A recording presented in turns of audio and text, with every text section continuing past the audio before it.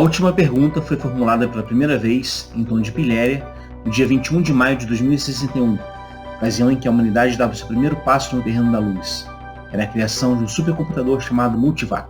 Preocupados com o futuro da humanidade e com a entropia, ou seja, a perda de energia que levaria ao fim do universo, o homem então perguntou a esse computador o que fazer para reverter a entropia. A resposta foi: dados insuficientes. Pergunte mais tarde. O tempo passa, o ser humano se desenvolve e chegamos ao clímax dessa história. O homem pensou consigo mesmo, pois de alguma forma ele era apenas um. Consistia de trilhões, trilhões e trilhões de corpos muito antigos, cada um em seu lugar, descansando incorruptível e calmamente, sob os cuidados de autômatos perfeitos, igualmente incorruptíveis, enquanto as mentes de todos os corpos haviam escolhido fundir-se umas às outras indistintamente. O universo está morrendo. O homem olhou as galáxias opacas, as estrelas gigantes e esmajadoras há muito já não existiam. Desde o passado mais remoto, praticamente todas as estrelas consistiam em anãs brancas, lentamente esvaziando-se em direção à morte. Novas estrelas foram construídas a partir da poeira interestelar, algumas por processo natural, outras pelo próprio homem, e estas também já estavam em seus momentos finais. As anãs brancas ainda podiam colidir-se, e das enormes forças resultantes, novas estrelas nascerem, mas apenas na proporção de uma nova estrela para cada 1000 anãs brancas destruídas, e estas também se apagariam um dia. O homem disse: cuidadosamente controlada pelo AC cósmico, a energia que resta em todo o universo ainda vai durar por 1 bilhão de anos. Ainda assim, vai eventualmente acabar. Por mais que possa ser poupada, uma vez gasta, não há como recuperá-la. A entropia precisa aumentar ao seu máximo. Pode a entropia ser revertida? Nos perguntaram ao AC cósmico. O AC cósmico cercava-os por todos os lados, mas não através do espaço. Nenhuma parte sua permanecia no espaço físico. Jazia no hiperespaço e era feito de algo que não era matéria nem energia.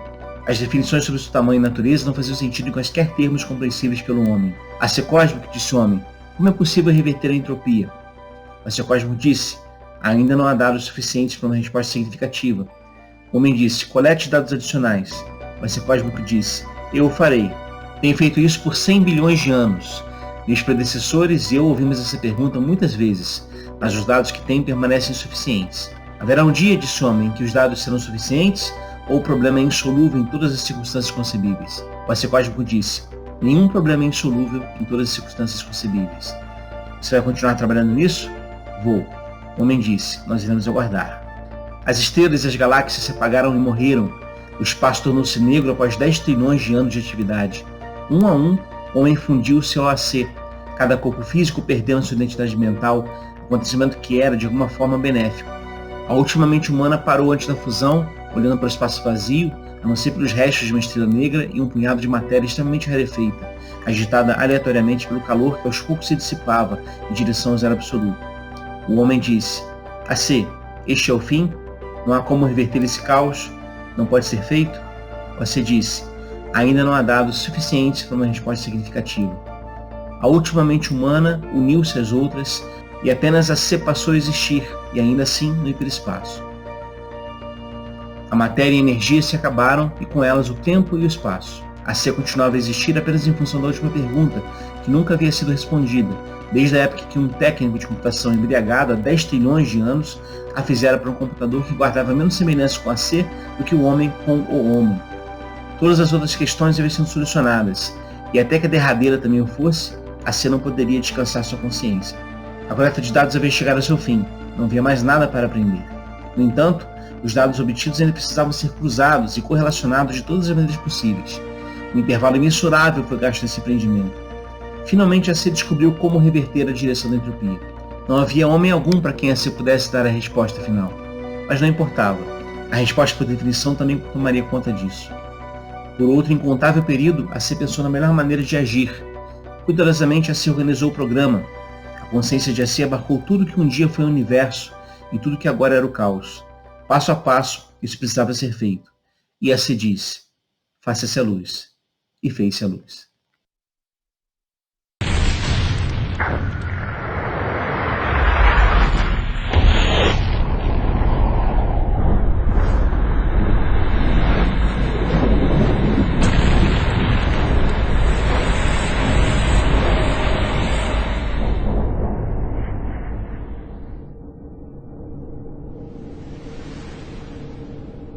Olá, tudo bem? Bem-vindo a mais um vídeo aqui no canal.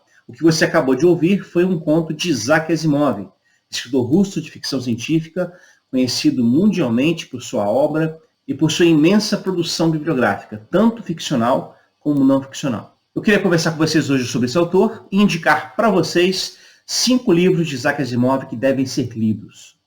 Mas antes, claro, se você é novo aqui, nova aqui no canal, inscreva-se, curta o vídeo se estiver curtindo, compartilhe o conteúdo. Esse canal precisa da sua ajuda para crescer e seja muito bem-vindo, muito bem-vindo. Bom, Isaac Asimov é um escritor russo que nasceu em 1920 na cidade de Petrovich, que fica na fronteira entre a Rússia e a Bielorrússia. Logo aos 3 anos, ele e a família mudaram-se para os Estados Unidos, onde ele fez a sua formação acadêmica e tornou-se bioquímico e vinculado também a questões de física. Ele é um escritor muito famoso, sobretudo porque uma das suas qualidades é exatamente compartilhar com o público conceitos de física, de astronomia e de ciência. Então ele tem um grande papel nessa ação de compartilhar conteúdo científico e ele faz isso a partir da ficção. Isso é bem interessante de pensar. Isaac Asimov aprendeu a ler sozinho, com 5 anos de idade, e trabalhava na loja de doces da família. Enquanto trabalhava na loja, ele também tinha tempo para ler revistas de ficção científica, as chamadas Pulp, ou Pulp de ficção científica. São revistas baratas que eram vendidas em bancos de jornal. Aos 11 anos ele começou a escrever histórias de ficção científica e aos 19 passou a vendê-las para revistas especializadas nesse assunto. Uma das suas habilidades como escritor de não ficção é recontar a história da ciência. Então, ele apresenta nos seus textos muitos cientistas dando dados biográficos de cientistas e narrando a história de desenvolvimento daquela ciência. Isso é bem interessante, porque isso ajuda a gente a entender os conceitos e a compreender o quadro geral daquela ciência. Mas não só isso. Ele consegue fazer com que os seus livros de ficção científica, como eu disse antes, traduzam conceitos científicos de forma mais palatável, digamos assim, para o grande público. Inclusive, Asimov fez algumas previsões interessantes sobre o futuro. Em 1964, ele foi convidado pelo New York Times para escrever um texto dizendo como ele pensava que seria a vida dali a 50 anos, ou seja, em 2014. E embora alguns termos que ele tenha utilizado na entrevista não são os termos atuais, a descrição do que ele apresenta na entrevista é realmente muito semelhante ao que a gente vê hoje. Por exemplo, ele disse que as ligações telefônicas em 2014 seriam feitas por voz e vídeo. Nas suas palavras, as telas serão usadas não apenas para ver pessoas, mas também para estudar documentos e fotos e ler livros. E mais ainda, ele prevê que os satélites colocados em órbita serão capazes de gerar uma rede de comunicação global de tal maneira que nós pudéssemos conversar com pessoas do outro lado do mundo. E ao mesmo tempo ele fala de um conceito relacionado à fibra ótica, que também ajuda na comunicação. Ele também imaginou a ideia do micro-ondas, ele também imaginou a ideia de TV de tela plana, ele também afirmou que o ser humano teria um local fixo no espaço para estar, e então, no caso, nós temos hoje a Estação Espacial Internacional, que é realmente um local onde é possível estar, ficar. Ele também disse, por outro lado, que a Lua já seria colonizada nesse momento, mas quem sabe daqui a alguns anos. Enfim, Isaac Asimov foi um grande visionário da ficção científica, e como poucos conseguiu apresentar esse dado da ficção científica que nós já falamos aqui no canal algumas vezes. A capacidade que ela tem de inventar novos mundos, de criar novos caminhos e, mais ainda, de projetar o caminho até essas criações. Então, o que nós vimos, por exemplo, sobre Star Trek, né, aqueles comunicadores que hoje são os nossos celulares, o Isaac Asimov também faz o mesmo com seus textos. Mas então, quais são os livros que eu indico para vocês que desejam conhecer um pouco mais do Isaac Asimov? Então, vamos lá. As 5 indicações de livros de Asimov que você precisa ler e conhecer.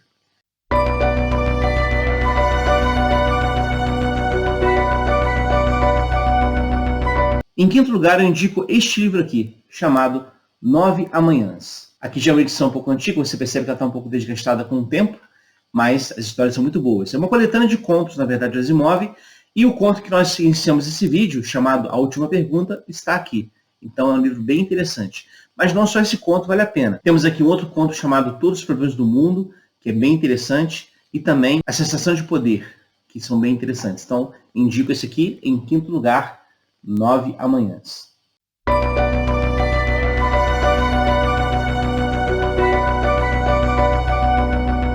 Em quarto lugar, eu indico O Cair da Noite, que é também uma coletânea de contos de Asimov, e que tem esse conto aqui, O Cair da Noite, que dá título ao livro, como o primeiro conto dessa coletânea. E do que trata esse conto? Nós estamos num mundo chamado Lagash, que tem 6 sóis, então um sistema solar múltiplo. E por causa disso, nunca anoitece. As pessoas não sabem o que é a noite. Na verdade, elas ouvem falar de escuridão, elas ouvem falar de trevas, mas elas não têm a experiência disso, né, no céu, na realidade. Então há, inclusive, túneis que as pessoas pagam para testar o seu medo diante da escuridão. Mas há um mito que é investigado por cientistas, que descobrem que esse mito, na verdade, tem base na realidade, de que a cada 2049 anos anoitece no planeta. E aí a população inteira entra em pânico, em frenesi assassino e violento, e a civilização se destrói mutuamente. E eles estão diante da iminência daquela noite. Inclusive, eles temem as estrelas, porque, segundo a lenda contava, as estrelas raptavam a alma das pessoas. Enfim, uma história muito interessante, um suspense muito bem construído. E é interessante essa edição aqui, que cada conto, né, uma coletânea de contos, como eu disse, cada conto é antecedido por um prefácio escrito pelo próprio Isaac Asimov, falando daquele conto. Então, é uma leitura bem agradável. Recomendo aqui, em quarto lugar, O Cair da Noite.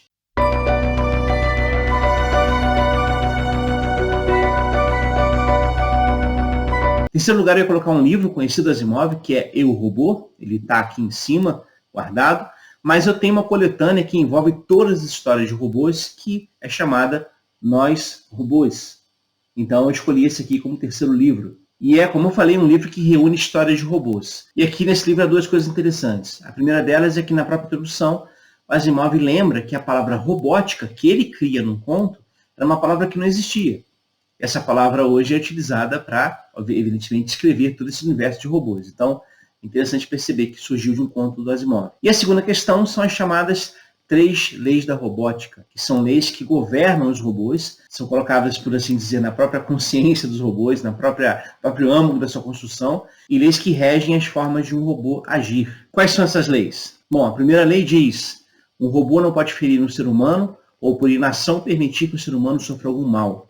A segunda lei diz: um robô deve obedecer às ordens que lhe sejam dadas por seres humanos, exceto nos casos em que entra em conflito com a primeira lei. E a terceira lei diz: um robô deve proteger sua própria existência, desde que tal proteção não entre em conflito com a primeira ou a segunda leis. Basicamente, essas 3 leis estão nos roteiros dos contos desse livro. Então, em cada conto, Asimov apresenta uma forma de um robô manipular ou quebrar essa lei, seja intencionalmente, ou seja por engano, o que cria situações bem interessantes e tensas. Depois, o Asimov criou uma quarta lei, chamada Lei Zero, que dizia o seguinte: um robô não pode causar mal à humanidade, ou por omissão permite que a humanidade sofra algum mal. Essas leis já geraram muitos livros e filmes de ficção científica que têm exatamente essa perspectiva. Vamos lembrar aqui, por exemplo, do Ultron de Vingadores 2, que ao acessar a rede de internet e perceber que o ser humano é capaz de se autodestruir em nível global, ele, que originalmente tinha sido construído para proteger o ser humano, decide matar o ser humano, decide destruir a própria Terra. Então isso é também conhecido da ficção, e o Asimov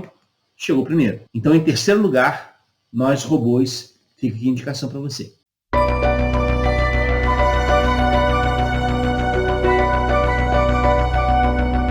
Em segundo lugar, eu indico um livro que, para mim, é um dos meus prediletos da Asimov. Eu sei que talvez a crítica vá apontar outras obras melhores, talvez você tenha outras obras melhores na sua seleção pessoal, mas eu li esse livro há um bom tempo, foi uma das primeiras obras que eu li do Asimov, e o tema é um tema que me atrai bastante, que é o tema de viagem no tempo.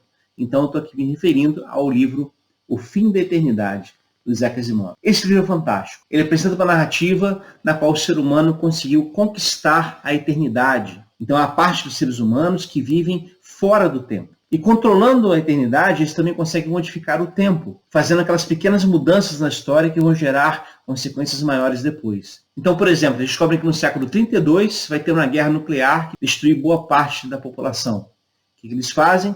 Eles retornam no tempo, e aí um dos agentes da eternidade entra na história, entra no tempo, para quebrar o câmbio de um carro de um professor, o que vai fazer com que ele não possa chegar a uma certa conferência, na qual ele teria a ideia de criar a arma que seria a razão daquela batalha, daquela guerra no século seguinte. Então eles mudam a história. Só que, é claro, há aqui um elemento misterioso. Os séculos acima do século 100 estão vazios. O ser humano abandonou a Terra, mas não se sabe para onde.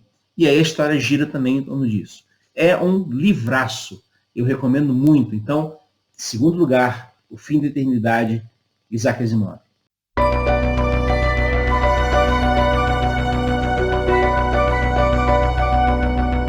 E em primeiríssimo lugar, não poderia ficar de fora essa obra, que para mim, de fato, é a obra-prima do Asimov, é a trilogia Fundação. Aqui eu tenho numa edição antiga, que eu já li várias vezes, é um livro que eu gosto de reler muitas vezes, e tem também aqui uma edição mais recente, que é linda, aliás, capa dura, da editora Aleph, que vale a pena. Então, está aqui a trilogia Fundação. Este livro aqui ele é sensacional por várias razões. Não apenas ele consegue desenvolver aqui temas de ficção científica de forma muito bem aprofundada, não apenas ele consegue construir aqui mundos muito críveis, como também os personagens desse livro são muito cativantes. E é interessante perceber o seguinte, não há um protagonista na história. Na verdade, há vários.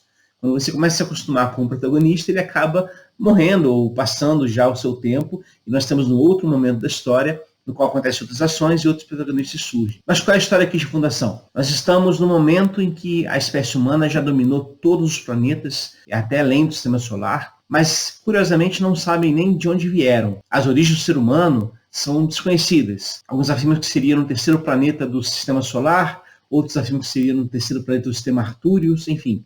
Há uma discussão sobre isso entre os arqueólogos planetários. Mas a história, na verdade, gira em torno de um personagem chamado Hari Seldon. Hari Seldon é um psicohistoriador. A psicohistória é uma ciência que é criada aqui no livro, que pretende prever o futuro de grandes massas populacionais a partir de análises psicológicas e estatísticas.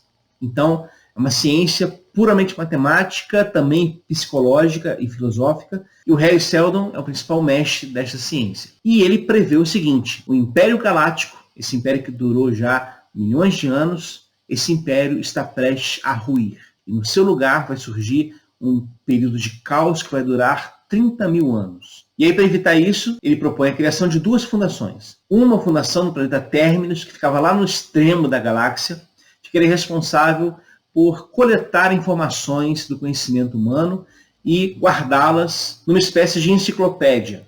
Então, a enciclopédia galáctica seria essa ideia. Coletar informações, seria essa a função dessa primeira fundação. A segunda fundação ele menciona aqui em um primeiro momento, mas não dá detalhes sobre ela. E aí a história passa. 50 anos depois, a fundação já foi estabelecida em Terminus, as pessoas já estão lá trabalhando, criando aquela coleta de dados, e aí chega a hora da abertura do cofre de Seldon, que é basicamente o momento em que as mensagens gravadas do Seldon serão transmitidas às pessoas que estão lá em Terminus, na planeta da fundação. E aí o Seldon aparece e diz basicamente o seguinte, não há nenhum objetivo aqui de escrever uma coletânea, uma enciclopédia.